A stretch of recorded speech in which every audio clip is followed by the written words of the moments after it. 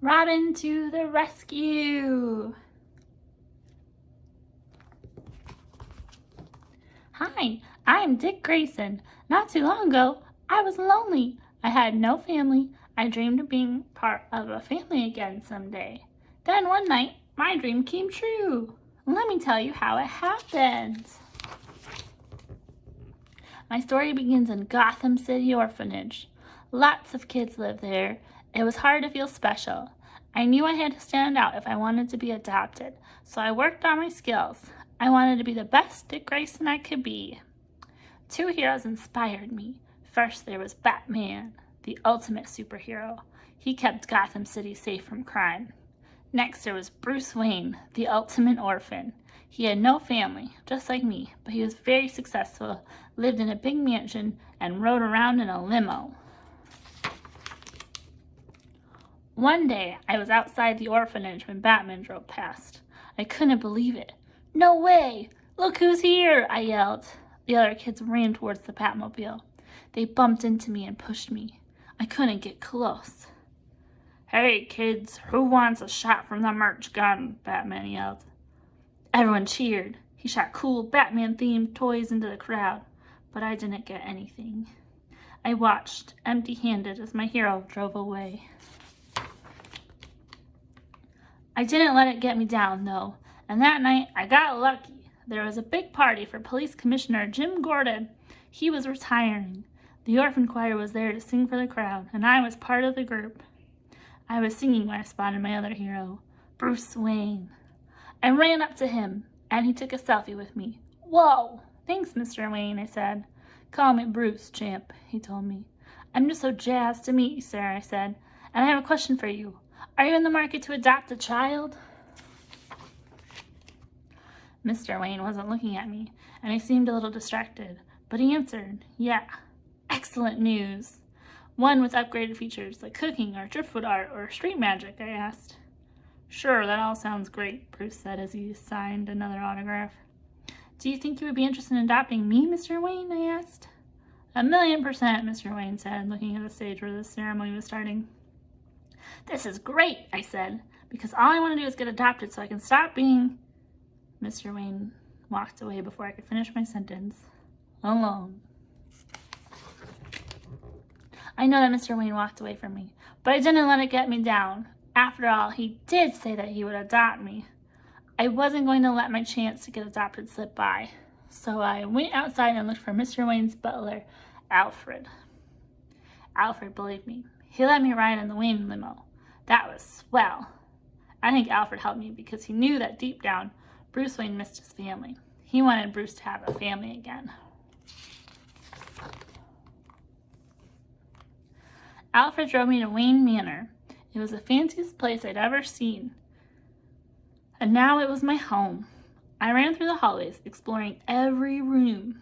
When I went into the library, something amazing happened.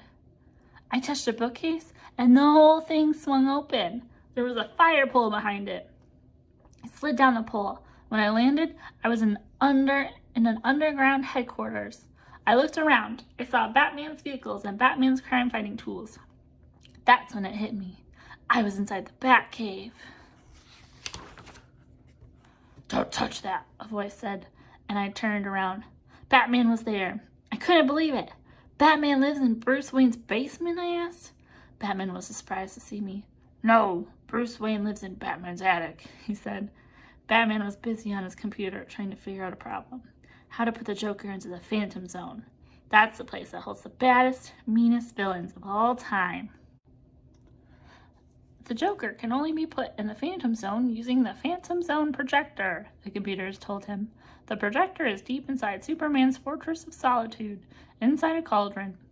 Only an object 7 centimeters around can fit inside the cauldron. I can't fit in there. I'm way too buff, Batman said. Then he looked at me. Hey, kid. You're nimble, right? He asked me. Yes, I said. And small, he asked. Very, I said. And quiet, he asked. When I desire to be, I whispered. Great, Batman said. Follow me. Then Batman walked into a room with all his costumes and gear. "Preparing mission gear," the Batcave computer said. I couldn't believe my eyes. "Do I get a costume too?" I asked. Seeing all the costumes got me excited. I didn't wait for Batman to answer. I started trying them on. The computer named them as I wore them.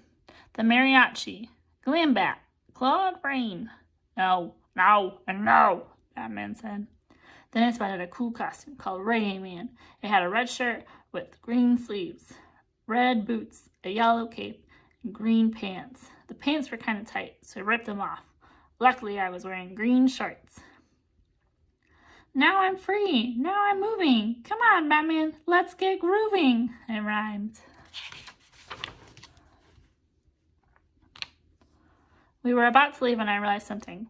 I needed permission from my new dad, Bruce Wayne, to leave the mansion. "Well, Bruce and I decided to share custody of you," Batman said. "So you are mission approved." "Woo-hoo-hoo," I cheered. "A month ago I had no dads. Then I had one dad. Now I have two dads, and one of them is Batman." I jumped into the Batmobile. Then it hit me. I was in the Batmobile, next to Batman, wearing a costume. I was a superhero sidekick. "So are you ready to follow Batman and learn a few life lessons along the way?" Batman asked. "I sure am, Dad, too," he answered. Then we sped out of the Batcave into the night. We zoomed down the road. Then wings popped out of the Batmobile and it started to fly. We soared across the night sky and flew to the Superman's Fortress of Solitude. It looks like a castle made of ice. "Superman has 0 friends," Batman told me, "so I'll keep him busy while you sneak into that vent and get that projector. Got it?" I nodded. I think Batman was a little bit jealous of Superman, and they didn't always get along very well. I couldn't wait to show Batman all my skills. I crawled through the vent to get to the cauldron that held the projector. Batman rang the door, and Superman answered. He wasn't alone. Through the vent, I could see a big party going on inside. Everyone in the Justice League was there. Batman spotted Wonder Woman, the Flash, Green Lantern, Aquaman, and a lot more. "Are you really having this party without me?" Batman asked. The Justice League members all looked away from Batman. It was pretty awkward. I guess there must have been a mistake with the email," Superman answered. I felt bad for my new Batman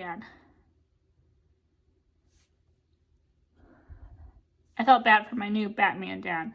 I think it hurt his feelings that he wasn't invited, and maybe he realized he should work on his teamwork skills. But we were on a mission, and it was good that the place was so crowded. I reached a tunnel leading to the Phantom Zone projector, but it was blocked by lasers. Batman snuck away to help me, and nobody even noticed. Batman fixed it so the lasers went dead. "Now do everything I say. Jump," he instructed. "Okay," I said. Batman and I worked as a team as I flipped, dodged, and somersaulted my way through the razor-sharp claws of the jaws of death. After that, I had to leap through rings of fire without getting burnt. Finally, I reached the cauldron and found the Phantom Zone projector. I grabbed it and met Batman outside. "Here you go, Dad," I said. "How did I do?" "Watching you out there, it makes me feel so proud." "Oh, you're such a great dad," I said. I started to hug him. "What are you doing?" asked Batman. "Trying to give you a big old hug," I replied. Batman seemed a little uncomfortable, but I think that deep down he was happy we were such a good team. We jumped into the Batwing, and I felt really happy. My days of being lonely were over. Now I had a family, and I was a superhero sidekick too, and I couldn't wait to have more adventures with Batman. The end.